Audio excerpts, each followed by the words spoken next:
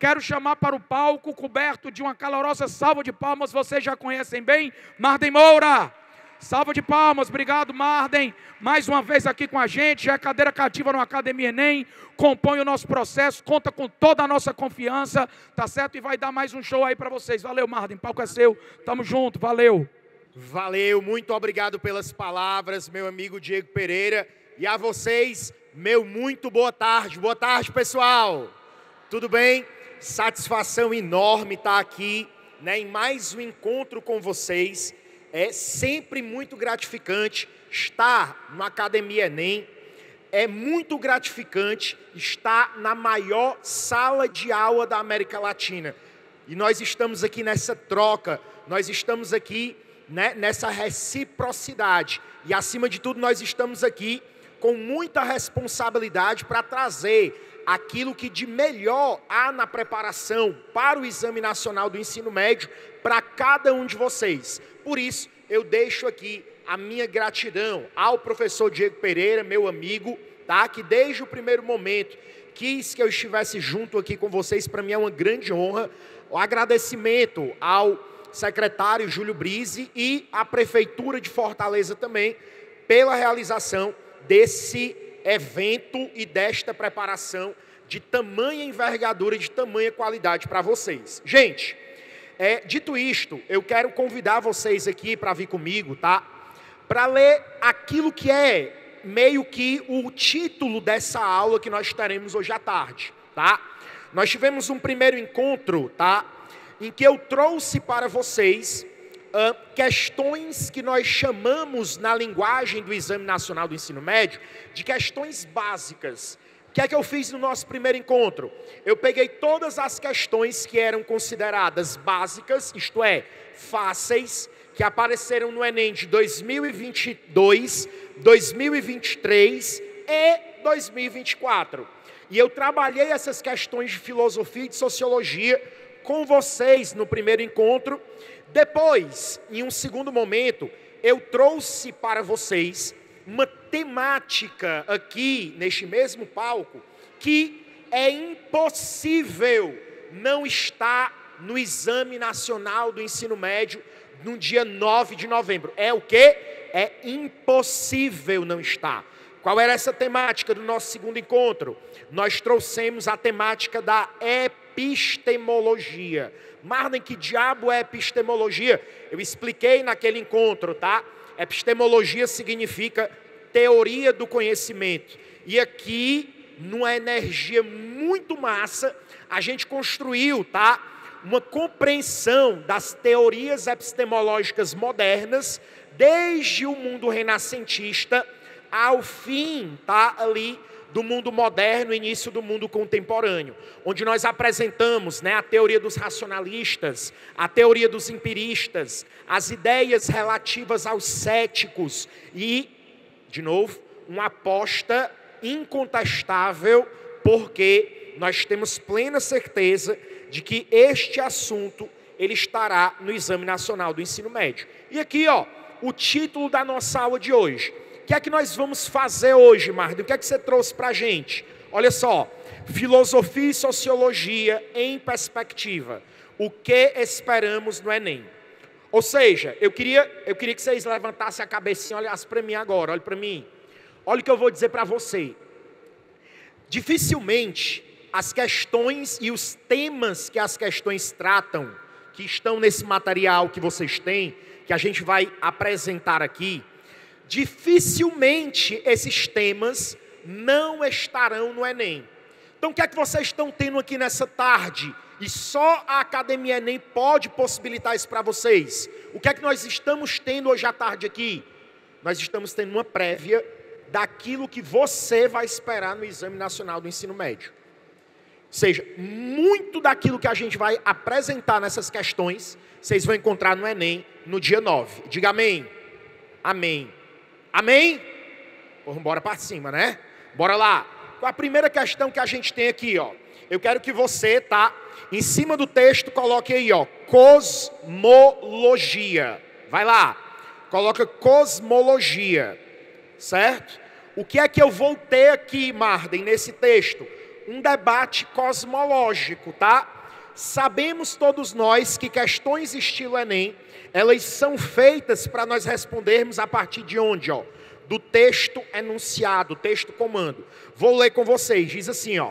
De acordo com o texto, em contraponto às soluções parciais apresentadas, o procedimento da filosofia consistia em, bora enxugar o comando, bora. Como é que eu enxugo o comando? Eu me pergunto assim, ó, o que é que esse comando está pedindo? Ele está dizendo assim, meu amigo, leia o texto, e depois que você lê o texto, você vai me dizer, segundo o texto, no que é que consistia o procedimento da filosofia.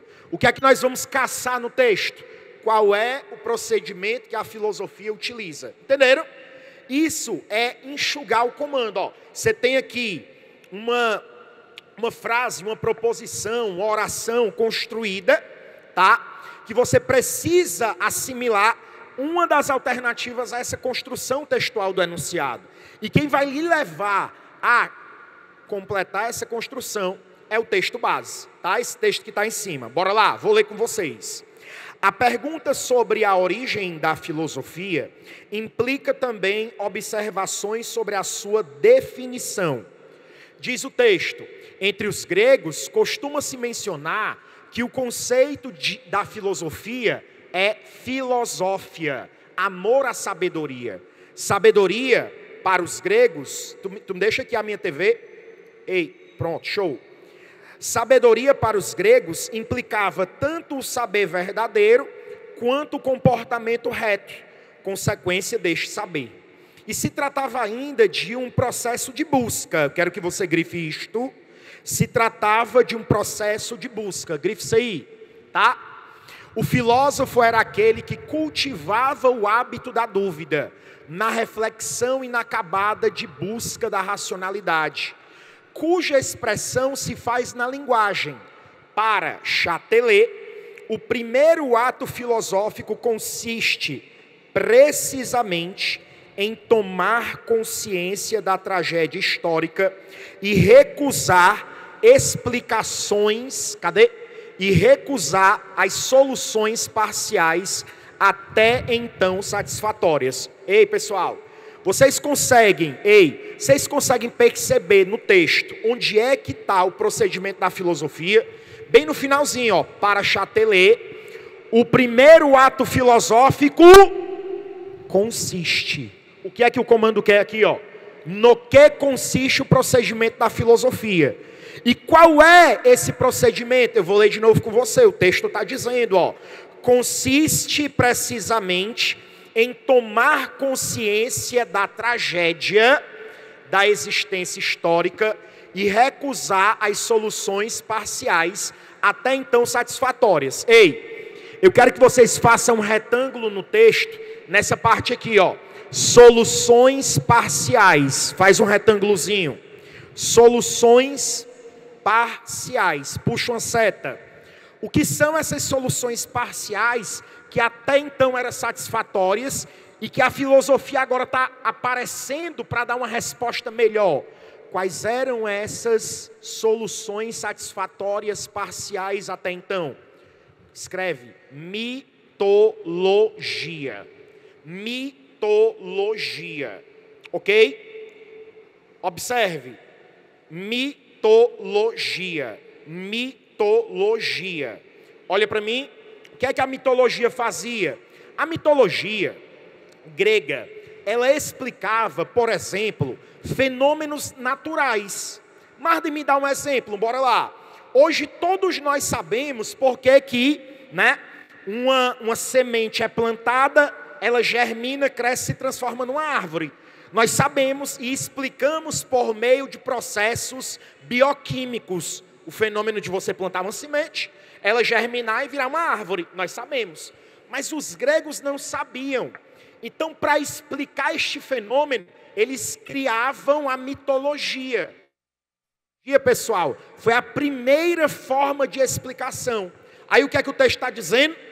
Essa solução, a mitologia, até então era satisfatória. Só que ela vai ser superada. E ela vai ser superada pelo quê? pela racionalidade. E essa racionalidade nada mais era do que explicar fenômenos da natureza por meio de uma lógica e não mais por meio do mito. Ok? Qual foi a primeira palavra que eu pedi para vocês escreverem em cima do texto? Cosmologia. Cosmologia. Ei, Marden, o que é cosmologia? É a tarefa da filosofia em explicar a existência histórica e recusar as soluções parciais. Por isso, no que consiste o procedimento filosófico? Explicar racionalmente o cosmos. Ei, pessoal, o que é explicar racionalmente o cosmos? Cosmologia. Ei, vocês não escreveram mitologia aí, não escreveram? Coloca um sinal de igual, mitologia, vai, coloca o sinal de igual. E o que é que você vai escrever ao lado? Cosmogonia. Cosmogonia. Cuidado, apesar de serem palavras, conceitos semelhantes, não significam a mesma coisa. Cosmogonia está ligada à mitologia. Cosmologia está ligada à filosofia. Todos os filósofos nascentes, eles criam uma cosmologia. Marden, ei, diz para mim de novo o que é cosmologia. Explicar racionalmente o cosmos. Show de bola? Isso é o procedimento filosófico nascente, que vai dispensar a mitologia, e se eu dispensar a mitologia, eu também dispenso a cosmogonia. Não confunda essas duas palavras, cosmologia e cosmogonia. Ei, vamos lá. A gente tem uma outra questão aqui, ó. Agora, tá? De sociologia. Vou ler o comando com vocês também, ó.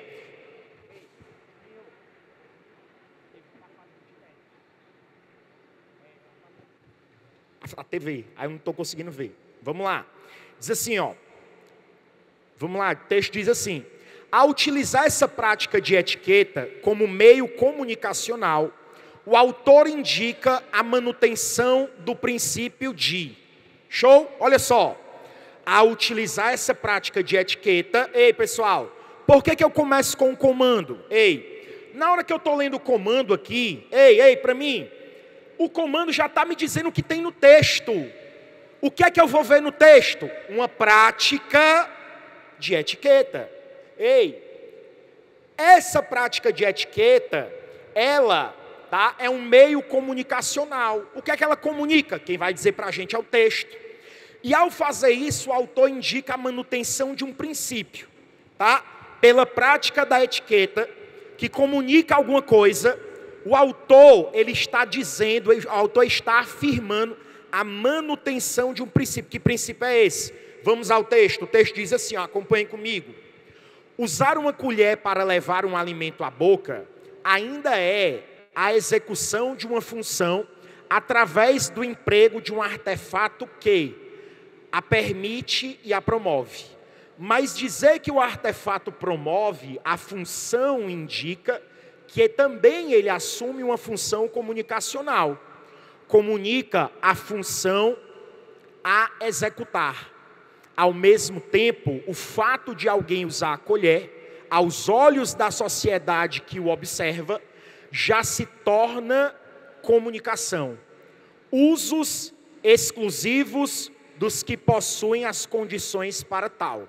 Ei, segundo esse texto que a gente leu, qual é o artefato que está em jogo aí? Qual é? Vocês conseguem me dizer? A colher. Perfeito. Segundo esse texto, olhando para o texto, a colher era utilizada por todos, ou a colher era utilizada apenas por quem tinha condição de utilizá-la? Segundo o texto. Todo mundo utilizava, sim ou não? Não. Quem é que utilizava? Aqueles que possuem as condições para tal. Vocês estão entendendo? Esse texto está dizendo que nem todo mundo utiliza a colher. A colher, pessoal, historicamente, ela foi um artefato inventado. E geralmente ela era feita ou de prata ou de ouro. E quem é que tem acesso a prata e a ouro? São pessoas ricas ou pessoas pobres na sociedade? Ricas, muito ricas. Então o que acontece? Geralmente, artefatos comunicavam o status social que a pessoa possuía. Se uma pessoa sentava-se à mesa e não tinha talheres, não tinha colher, não tinha garfo, não tinha faca, ela comia com o quê? Com as mãos. Mas aí chega uma pessoa que é financeiramente abastada, ela está com dinheiro, e aí ela aparece e diz, eu não vou pegar com a mão não, porque eu tenho uma colher de prata, de ouro, eu tenho um talher, um garfo e uma faca. Ou seja, eu tenho dinheiro. Então existem pessoas que têm condições para possuir o artefato, e pessoas que não têm condição. Ei, gente, se eu tenho uma pessoa que tem condição, ela está em cima, uma pessoa que não tem condição está embaixo. Como é que eu chamo isso aqui? Hierarquia. Concordam? Olha para as alternativas. Tem hierarquia nas alternativas, sim ou não? Tem nosso gabarito na cara, tá? Nosso gabarito na cara aí, ó. Reiteração das hierarquias sociais. Tranquilo? Questão muito interessante. Ei, olhe para mim. Eu trouxe a colher. Aí se eu quiser fazer uma questão, se eu quiser que tenha no Enem uma questão que fala que hoje artefatos, joias, sei lá, roupa, celular, o que você pensar? Você pega uma pessoa que tem um celular da última geração. Esse celular comunica ou não comunica o lugar que essa pessoa tem na sociedade? Eu quero dar para vocês uma aposta de Enem. Vocês vão anotar nessa questão aqui, ó, ao lado de reiteração das hierarquias sociais, vocês vão anotar assim, ó, distinção pelo consumo. Distinção pelo consumo. Certo? O que é isso, Marden? Hoje nós distinguimos, nós hierarquizamos as pessoas na sociedade pelo consumo que elas são capazes de fazer. Compreenderam? Pelo consumo que as pessoas são capazes de fazer.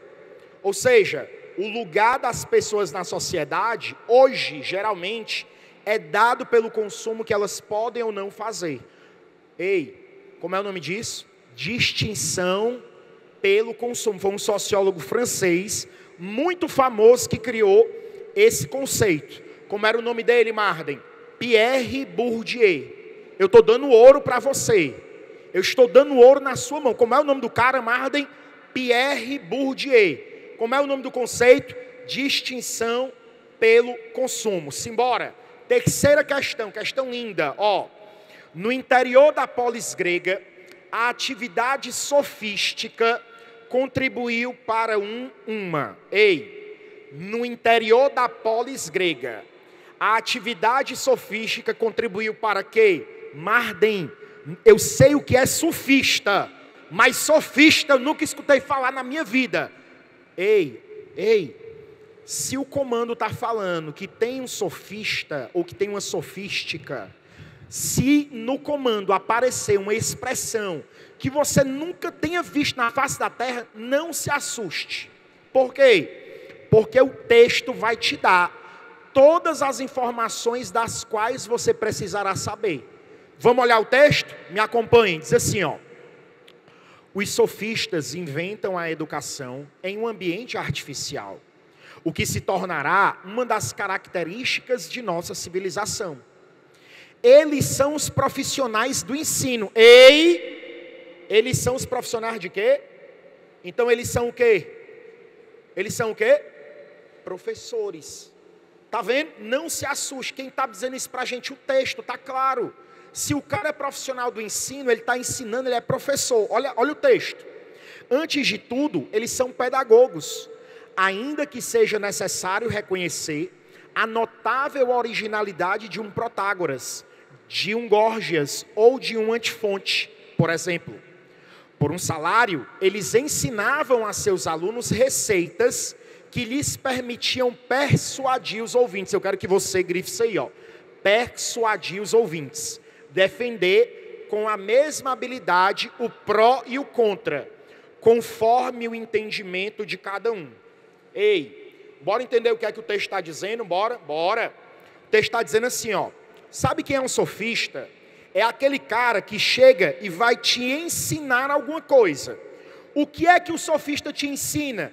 Ele te ensina a persuadir o teu ouvinte.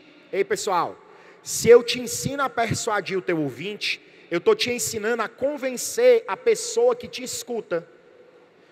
E você convence uma pessoa que te escuta por meio de quê? Das palavras. E você, segundo o texto, e você que vai ter aula com o sofista, pode defender com a mesma habilidade o pró e o contra, conforme o entendimento de cada um.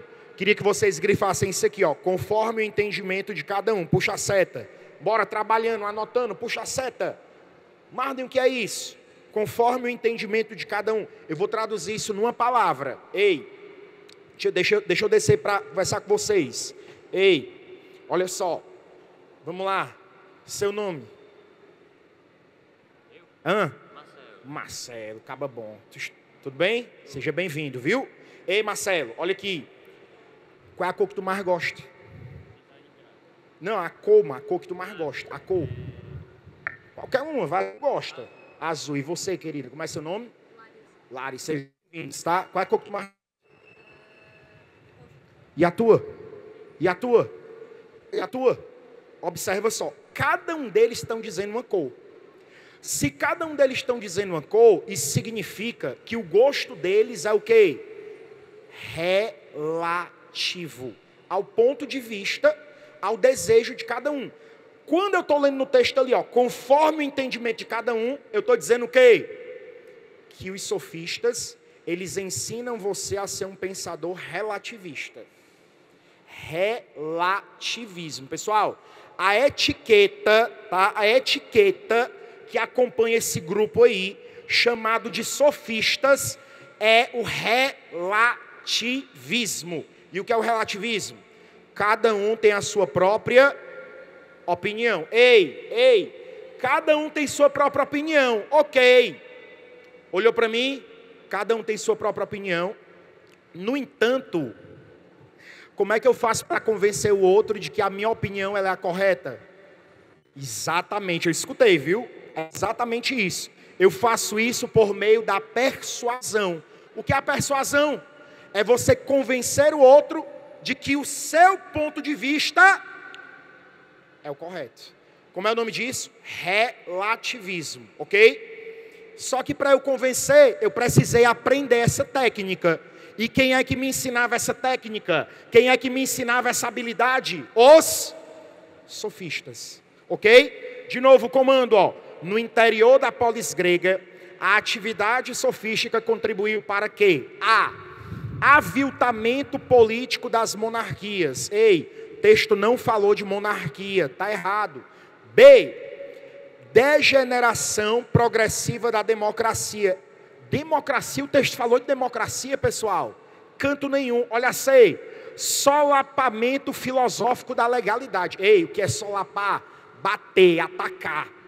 Certo? Eu estou batendo filosoficamente, eu estou atacando filosoficamente a legalidade, o conjunto de leis. O texto falou sobre isso?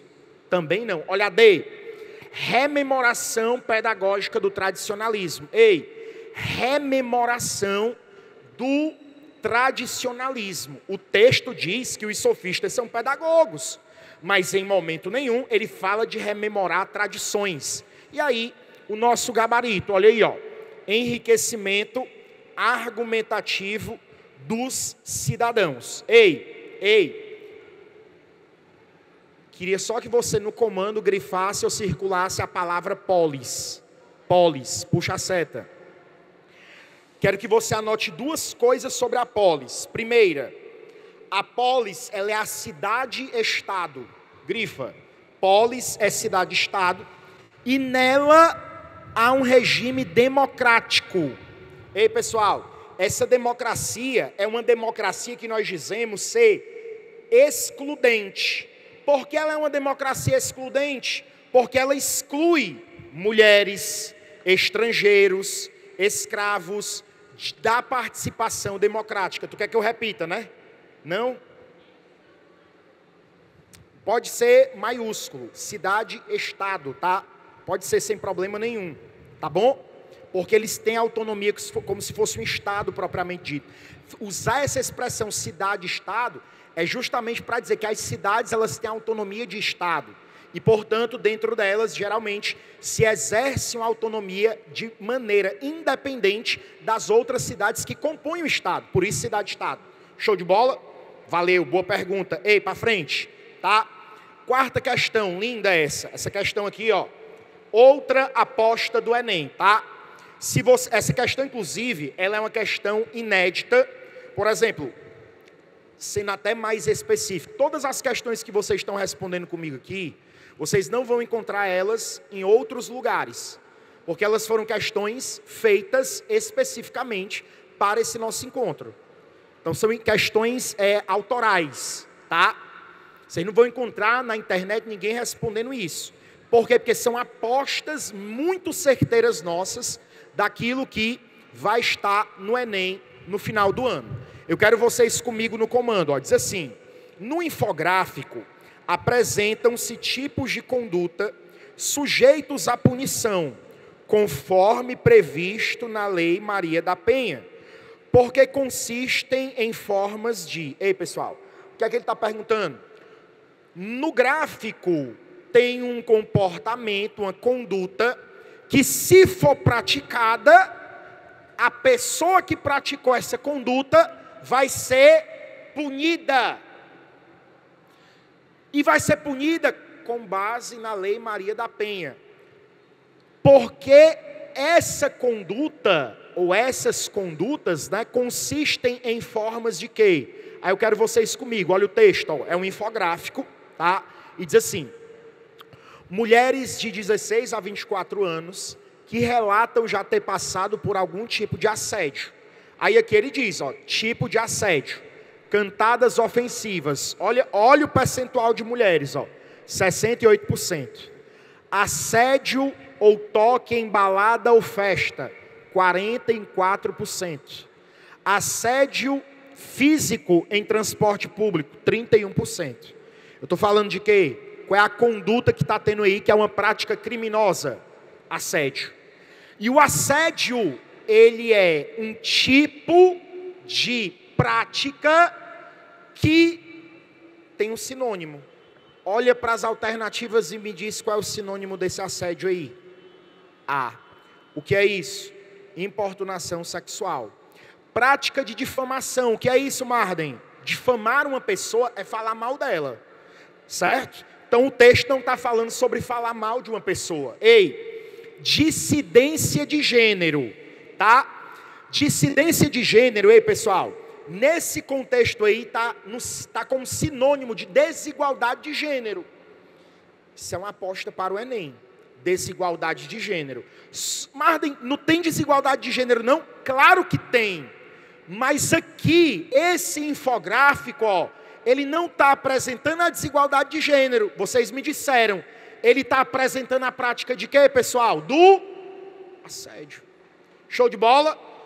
Atitude preconceituosa. Onde é que está tendo preconceito? Está tendo assédio. E aí, o último, desentendimento relacional. Não tem relação nem afetiva aqui. Está tendo simplesmente o quê? Um crime. E é o crime da importunação sexual. Ei, levantou a cabeça e olhou para mim. Isso aqui, ó, para cá. Isso aqui é um tema que vai estar presente na sua prova do Enem. Aí eu quero vocês todos aqui, tá? Parem de escrever agora, olhem para cá. Vou dar ouro na sua mão. Olhem para cá. A aula é gravada, eu estou gravando aqui, olhando para a câmera. Vai chegar o Enem, dia 9. E eu vou fazer um acordo com vocês. Vocês vão receber a prova.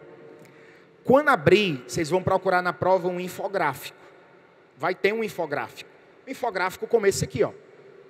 Certo? Que pode ser sobre essa temática ou pode ser sobre outra temática. Eu queria vocês comigo, eu estou dando ouro para mim. Olha só. Entre as alternativas, você vai ter diversos, temas que intercruzam o problema do infográfico. Como, por exemplo, se eu tenho isso aqui, assédio, é óbvio que eu tenho desigualdade de gênero, dissidência de gênero. Só qual é o problema? Qual é o problema?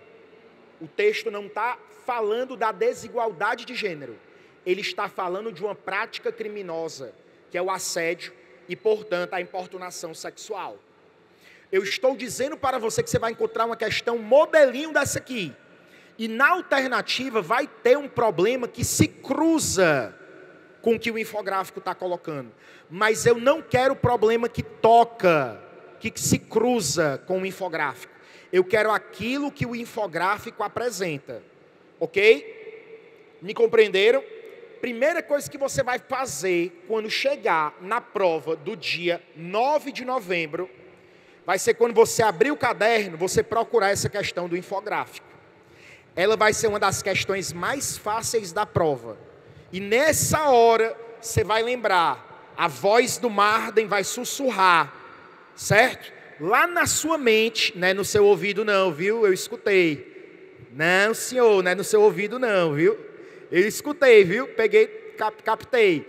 Vai sussurrar lá na sua mente, dizendo assim, não marca a alternativa errada. Tá bom?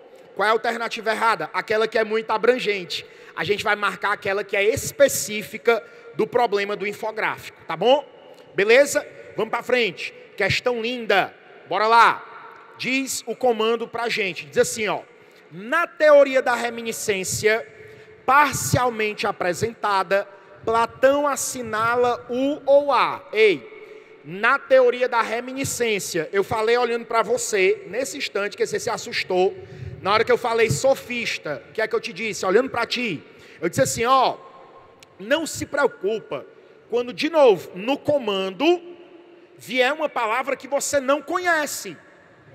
Porque de novo, quem é que vai dizer o que diabo é reminiscência para a gente? Quem é? Texto. O que é reminiscência, Marden? O texto vai me dizer.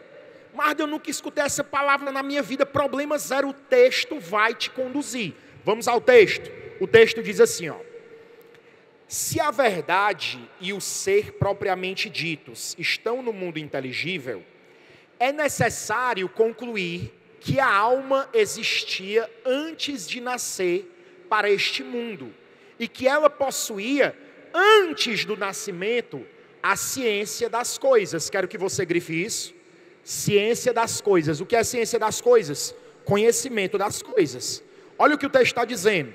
A sua alma, antes de nascer, ela possui conhecimento das coisas. Opa, meu filho, pode deixar aqui, é nossa. Quem quer? Quem quer? Quem quer? Quem quer? Porra. Pode botar? Eu vou pisar em cima, mano. Leva para ali. Rapaz, mano, o negócio é bom. Ciência das coisas é o quê? Conhecimento das coisas, tá? Olha aí, Se, portanto, depois de ter sido submetida ao nascimento, ela se esquece, mas pode recuperar esse conhecimento por meio da reflexão e da razão. Então, o que chamamos de aprender nada mais é do que recordar. Fala, filha, de novo para mim, tu mesma. Recordar. O que é recordar? É a mesma coisa que fazer uma reminiscência.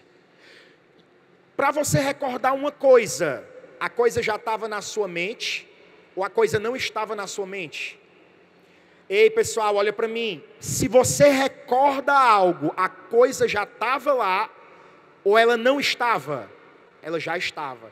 E o que é que já estava? A ciência das coisas. O que é ciência das coisas? Conhecimento, certo? Das coisas. Olhando para o texto, tem conhecimento ou não tem? Nas alternativas, tem ou não tem? Qual é a alternativa que tem conhecimento? Prévio. Prévio significa aquilo que veio antes, tá? Questão linda, essa questão, É uma questão de epistemologia. Marden, mais devagar para eu anotar, anotem que esta palavra é importante. Epistemologia. Soletra, Marden Moura, E-P-I-S, epis, E-P-I-S, T-E-M-O-L-O-G-I-A, epistemologia. Não sei o que significa, sabe? Coloque do lado, teoria do conhecimento, tá? Teoria do conhecimento, show de bola? Então aí, ó, existência de conhecimento prévio. Conhecimento eu ligo à ciência, tá? Prévio eu ligo àquilo que é anterior, tá ali, ó, a alma existia antes de nascer, e o texto está falando disso. O que é a reminiscência? É a mesma coisa que recordar, rememorar. Show de bola? Vamos para frente. Nossa sexta questão, olha aí, ó. Essa é linda. Olha o comando. Qual o comportamento social as informações do texto refletem? Ei, qual é o comportamento social que as informações do texto elas estão refletindo? Então, para isso, para saber qual é esse comportamento, eu vou ao texto. Ei, gente, olha que texto top. Diz assim, ó. O cuidado que os primeiros clubes tiveram ao recrutar estes elementos tapa-buracos é curioso. Não podia ser preto, naturalmente, nem procurado pela polícia. Mulatos serviam desde que fossem excepcionais com a bola no pé.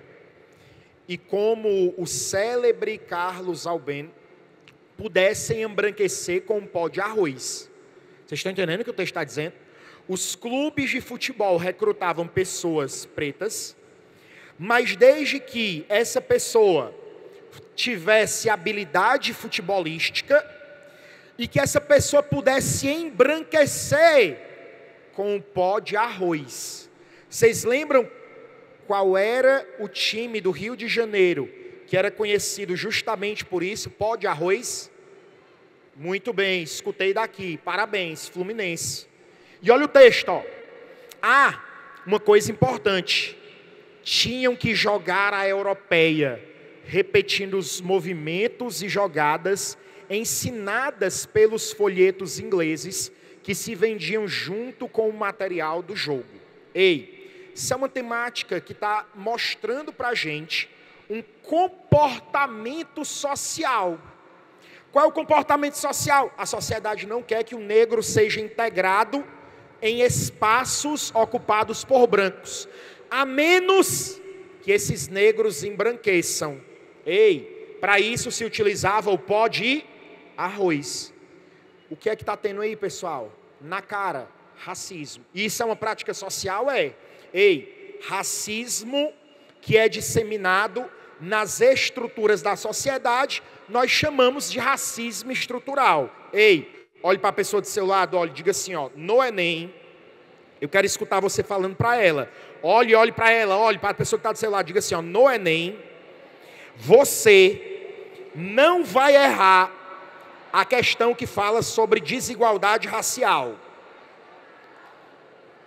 Agora olhe mais profundamente para essa pessoa aí, olhe com a carinha de apaixonada agora. Ei, te ajudei, não ajudei? Te ajudei, não ajudei, garoto? Rapaz, mas faz tempo que eu olhava pra ti aí. Vai, macho, olha pra cara de apaixonado pra moça, rapaz. Vai, diga assim, ó. Desigualdade racial. Bora, eu quero escutar. Desigualdade racial é um assunto que estará no Enem. Aí você olha pra mim aqui, ó. E tem uma palavrinha que eu gostaria de trazer para vocês guardarem, porque já caiu no Enem. Qual é a palavra? Qual é o conceito? Interseccionalidade. Queria que vocês anotassem isso tudo junto. Interseccionalidade. Interseccionalidade. Tá? Eu vou explicar o que é este conceito para você. E você vai esperar ver este conceito no Enem. Vai, interseccionalidade, tudo junto. Esse conceito, pessoal, interseccionalidade, tá? Alguém já escutou falar sobre ele? Massa, massa. Quer explicar o que é? Posso ir aí para explicar? Posso, olha aí, rapaz, aqui. Aê, é isso aí, ó. É ao vivo. Da microfonia dá não, né? Oi, tudo bem? Prazer. Ô, coisa boa. E se a pessoa tiver preconceito, o que acontece? Eu tenho preconceito. Não pode não, não pode ter preconceito não. Né? Cadê a menina que vai explicar? Explica pra gente o que é interseccionalidade, vai. Como é teu nome? Meu nome é Raíssa. Interseccionalidade é um termo que ele foi cunhado aqui no Brasil pela socióloga Lélia Gonzalez, e ele explica que as situações passadas por cada pessoa, elas...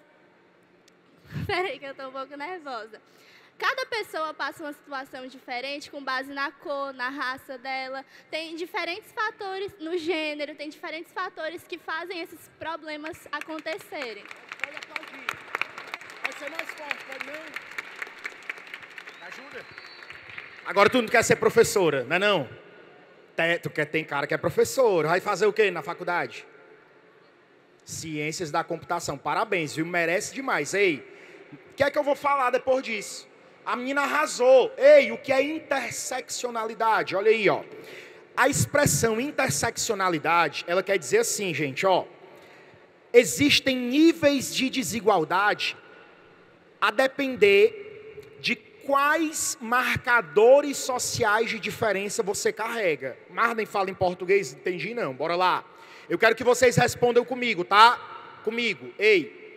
Quem é que sofre mais preconceito na sociedade? Um homem ou uma mulher? Eu quero escutar a Academia Enem. Homem ou mulher? Ei, uma mulher branca ou uma mulher negra? Uma mulher negra rica ou uma mulher negra pobre? Uma mulher negra pobre heterossexual ou uma mulher negra pobre homossexual? Quanto maior são os níveis de desigualdade que uma pessoa está submetida, maior preconceito será destinado contra esta pessoa. Isso, interseccionalidade. Oi? Compreenderam? Grave esta expressão. Isso é um termo que já apareceu no Enem e ele vai voltar a aparecer. Show? Vamos para a nossa sétima questão. Olha aí. Comando. De novo comigo aqui, ó. De novo. De acordo com a concepção aristotélica, a felicidade é um estado alcançável no... Ei, quero que você grife felicidade aqui. Bora, grifa. Marlon, tu faz a gente escrever demais. Eu tô vendo que tu tá dizendo isso, viu? Ele faz a gente escrever muito. Graças a Deus, tem que escrever mesmo. Bora. Vai, grifa. Felicidade. Puxa a seta para baixo. Você vai colocar um palavrão aí, tá? Uma palavra em grego. Olha só, você vai aprender agora uma palavra em grego. Por quê? Porque já caiu no Enem. Que palavra é essa? Eudaimonia. Literalmente, felicidade em grego é eudaimonia. Eudaimonia, tudo junto. Eudaimonia é a mesma coisa que felicidade em grego, tá? Aí a gente vai olhar lá no texto, ó, tá lá em cima, ó. A noção de eudaimonia é central para a ética aristotélica. A eudaimonia é uma atividade e não um estado psicológico, pois é definida na ética Nicômaco como uma atividade da alma com base na virtude moral. A virtude moral é definida em termos de uma disposição diretamente ligada à deliberação. Você vai grifar a deliberação, vou já voltar. O que leva a estudar a virtude intelectual que opera em seu interior é a prudência. A estrutura conceitual da ética aristotélica responde a uma tentativa de elucidar conceitualmente em que consiste isso. Ó, quero que você grife, tá? Agir bem. Ou, na linguagem aristotélica, o que significa ser feliz. Marden traduz o texto para a gente. Ei, o texto está dizendo assim, meu irmão, Para que você alcance a eudaimonia, você precisará entender que a eudaimonia não é um estado psicológico. Ai, eu estou clean, eu estou de boas, eu estou feliz. Não é isso, felicidade. O que é que o texto diz? Felicidade é uma atividade. E essa atividade, tá? Consiste em você, agir bem. Vou ensinar para vocês uma tática do Enem. O que é a felicidade? É uma atividade que consiste em agir bem. Eu quero trocar a palavra agir por uma palavra que está nas alternativas. Uma palavra que está nas alternativas e vai substituir a palavra agir. Consegue me dizer qual é a palavra? Praticar. Se eu ajo, é porque eu pratico. Nosso gabarito é esse aí. Perceberam a ideia? Como é o nome disso? Espelho sinônimo. No texto você tem uma descrição de uma ideia que nas alternativas vai aparecer de uma maneira o quê? Sinonímia. Por isso, pessoal, vou dar um toque para vocês, tá? Bizu, olhe para mim. Você quer fazer um excelente exame nacional do ensino médio? Primeiro, tem que continuar vindo para todos os encontros do Academia Enem. É indispensável, tá? Venha. Segunda coisa, vou sugerir para vocês, tá? Vocês conseguirem na escola de vocês, tá? Ou no lan house, ou em casa, vocês fazerem a impressão da prova do Enem de 2024, do ano passado. E eu queria que vocês fizessem essas questões. Você vai lá, faz como se estivesse cronometrando, como se fosse o Enem, e começa a fazer a prova.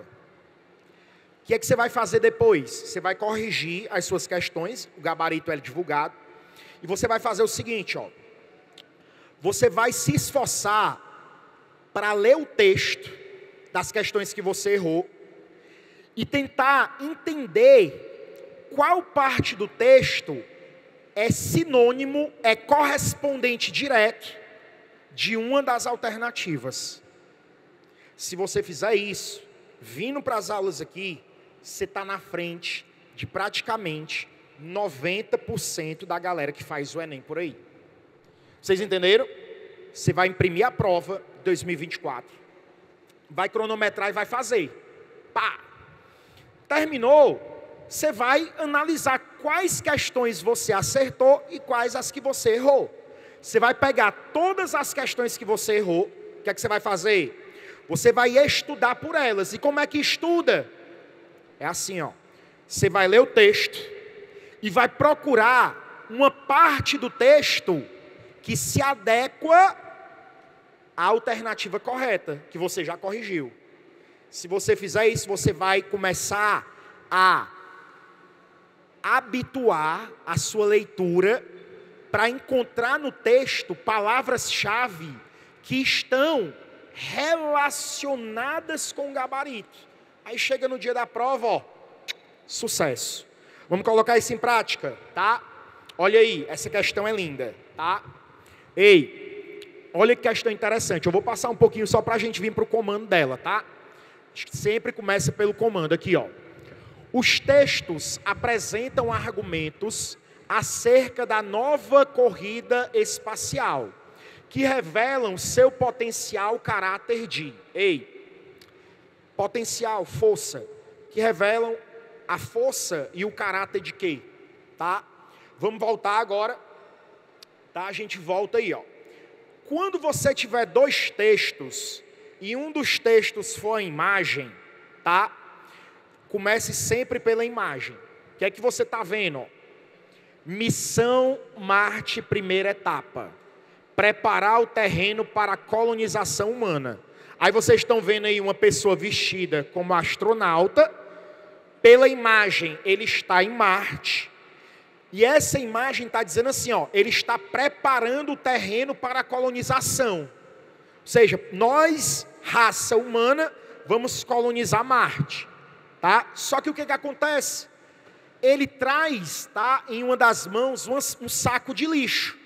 E vocês veem que ele está tirando o lixo de dentro do saco e está fazendo o quê? Jogando no chão.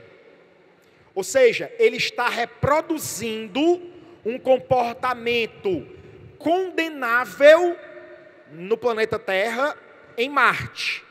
E a charge ironiza dizendo assim, ó, ele está preparando Marte para a colonização.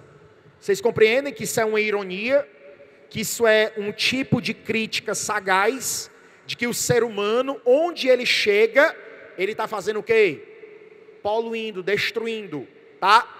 Bora no texto 1, o texto 1 diz assim, ó. No passado, a exploração espacial não recebeu muita atenção ambiental, por um bom motivo. Em primeiro lugar, o setor era pequeno, com pouquíssimos lançamentos por ano, tornando qualquer impacto ambiental insignificante em comparação com outros setores.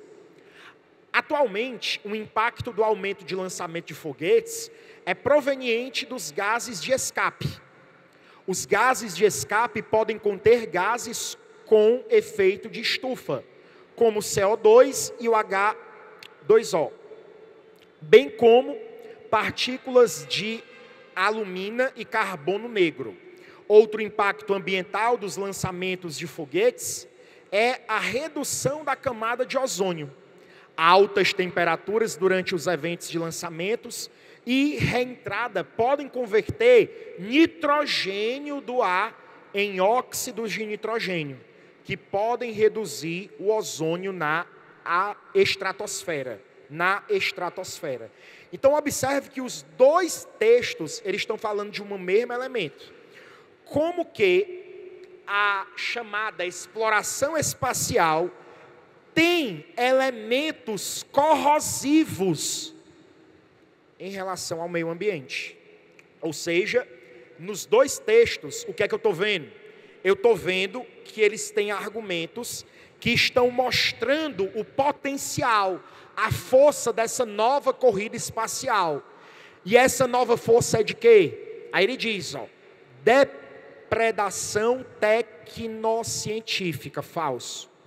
Depredação, destruição, mas não é da técnica e da ciência a destruição. A destruição é do que, pessoal? Do meio ambiente. Olha bem, valorização da sociedade, o texto não fala sobre isso. Olha C, deturpação sociopolítica. O que é deturpar? É mudar o sentido de algo. É como se fosse mudar o sentido da política. O texto não falou sobre isso. Olha D, deturpação do capital. Certo? Mudança, destruição do capital, do dinheiro, também não está falando sobre isso. O que é que ele está falando? Ele está trazendo para a gente uma destruição do meio ambiente, ou seja, uma destruição ecológica. Ei, queria só que você puxasse uma setinha aqui, ó, destruição ecológica, puxa a seta, vai, trabalhando comigo. Marden, o que é que seria essa destruição ecológica? Certo? Quero que você coloque dois termos que certamente também estarão presentes na tua prova. Primeiro, desenvolvimento sustentável. Vai lá, desenvolvimento sustentável. E quando a gente fala em desenvolvimento sustentável, no mundo atual, a gente tem que falar de um fator que está ligado ao desenvolvimento sustentável, que é o quê? A produção de energias renováveis. Segundo ponto, anota essa palavra, antropoceno, antropoceno, certo? O que é que seria o antropoceno? O antropoceno, pessoal, seria a última era geológica,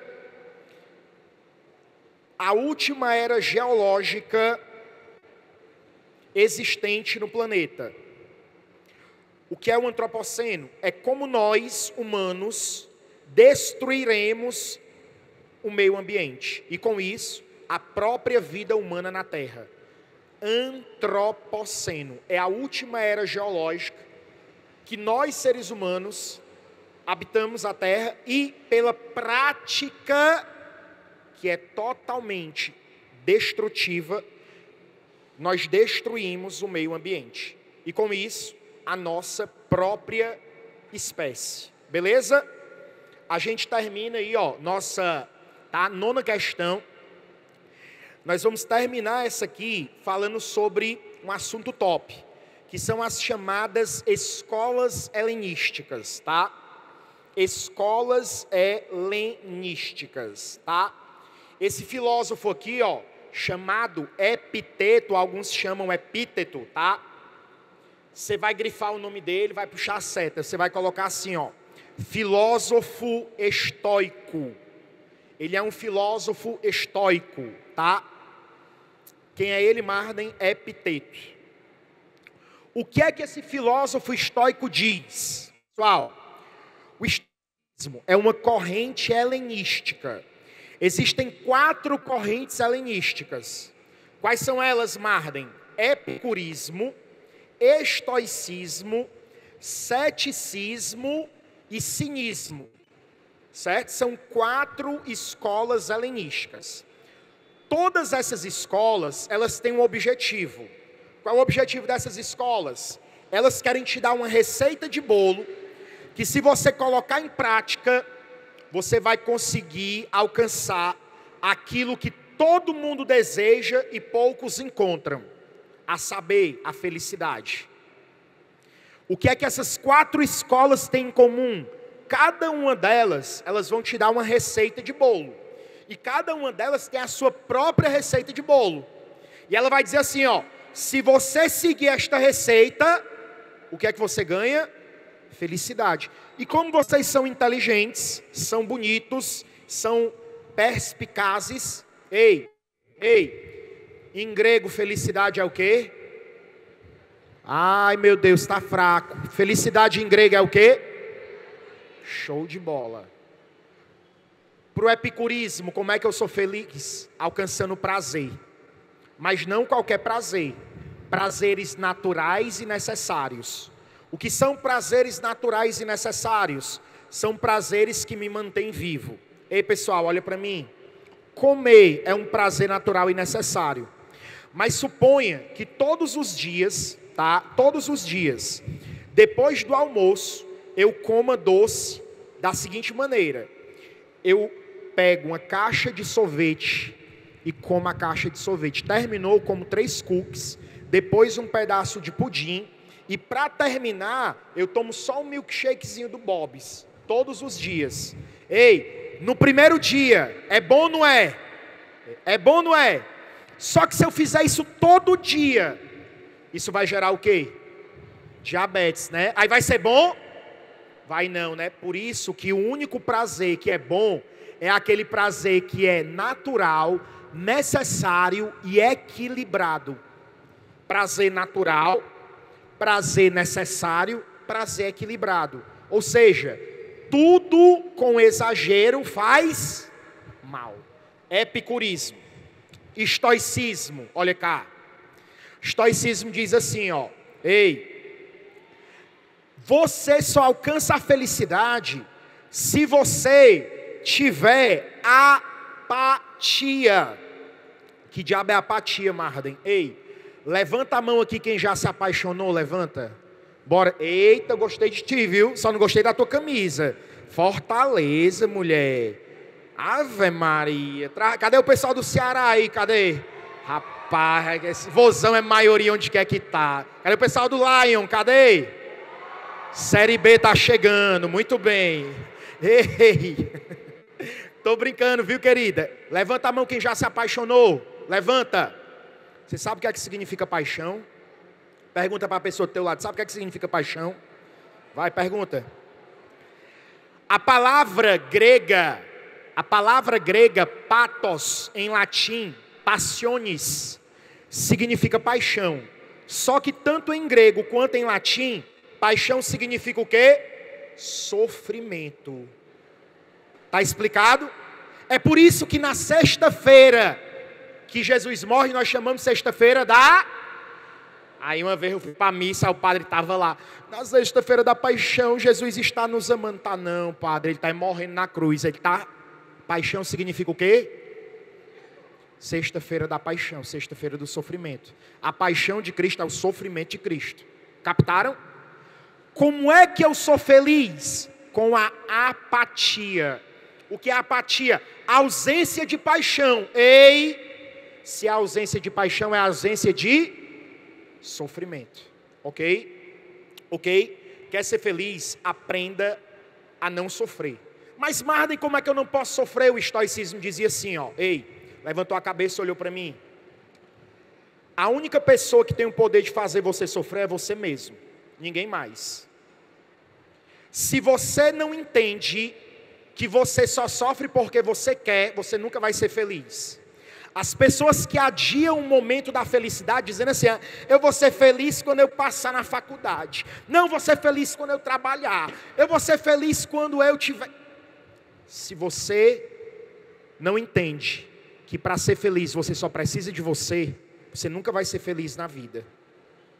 Por isso, é um lema estoico, que as pessoas perderam de vista, mas é estoico. Quer ver? Carpe diem. Aproveite o dia de agora, porque ele é o único momento que você tem para ser feliz. Se você não for feliz agora, pode esquecer, você não vai ser feliz nunca na sua vida. São as duas principais correntes helenísticas. Quais são elas? Epicurismo, felicidade no prazer. Natural, necessário e equilibrado. Estoicismo, a felicidade é alcançada aonde? Na apatia. O que é a apatia? Ausência de paixão. E paixão em grego é? Pronto. Para terminar, e a gente matar a questão de uma forma muito simples, você vai escrever a seguinte palavra: ataraxia. Mas é muita palavra difícil. É, pessoal. Mas temos que aprendê-las. Ataraxia. O que é ataraxia? Essas 4 correntes que eu acabei de citar, epicurismo, estoicismo, ceticismo e cinismo, te davam receitas de bolo para você alcançar a felicidade. E se você alcança a felicidade, você vai ser uma pessoa que tem ataraxia. Ataraxia. Como é que se escreve? A-T-A-R-A-X-I-A.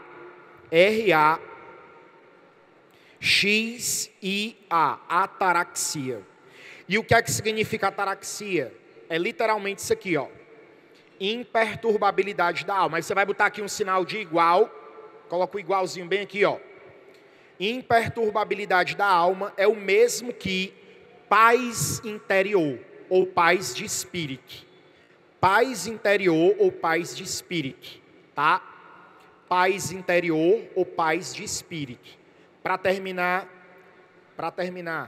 ataraxia, paz interior e paz de espírito. Para terminar, gente, se cair ataraxia no Enem, é um conceito que significa paz interior ou imperturbabilidade da alma.